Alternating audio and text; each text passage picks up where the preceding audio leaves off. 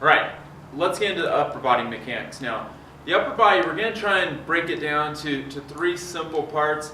The upper body can have a lot of really complicated things going on. So let's try and make this pretty simple here.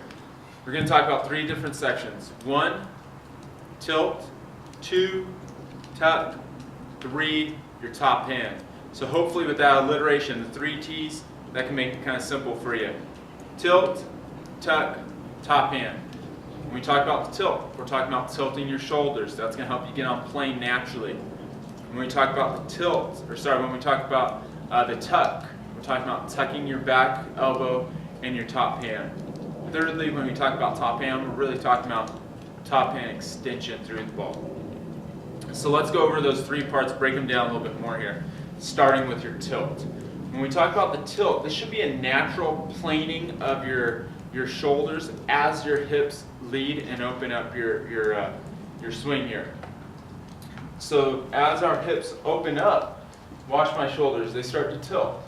Okay, this should happen pretty naturally as this hip opens up. My left shoulder starts to pull up almost like it's going towards my ear. My right shoulder, it doesn't drop or dip this way, but it's really just staying where it was. And because this shoulder is coming up a little bit, because my hips are opening up, this shoulder might look like it's dropping, and it might drop a little bit, but we really don't want to have it collapse this way. That's really bad. Don't collapse your back shoulder. It's even good to think of keeping a high back shoulder, but still make sure that this shoulder is coming up or tilting. What most people think of when they think of shoulders and having kind of a flaw with their shoulders is they think of dipping the back shoulder. Most time hitters do not dip their back shoulders. Usually they actually don't tilt their shoulders enough. Think of it this way, at contact, watch a major league hitter from straight on. Almost every single time, or Google images of a particular hitter, almost every single time you're going to see their shoulders angled like this. So what you're going to see is the angle of the shoulders matches the angle of this left arm. The angle of that left arm is going to match the angle of the bat. You can almost draw a line from the end of my barrel right up through my shoulder, like a straight line. Now that line's off, right? Because my hands aren't above the ball enough. Now that line's off. Again, we're not seeing a straight line from there to here. Okay, because my shoulders are too flat there. You also wouldn't want your hands to be flat, but your shoulders tilted like that. That'd be terrible. So, even though you might hear, keep your shoulders flat, swing down the ball, have your hands level with the ball. You don't see that out of the best hitters. What you see is an angle to their swing about like this.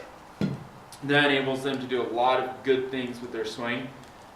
We don't really have time to get into right now, but I challenge you, excuse me, look it up, watch hitters straight on.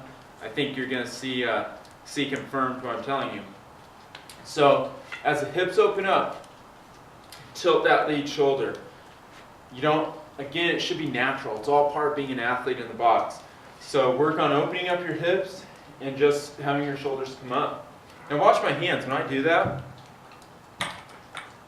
are my hands dropping at all when I go like this? Not really, right? They might be going slightly down towards the ball, barely, but they're not really dropping this way. So I'm not collapsing. That's what we got to avoid when we think of tilting the shoulders.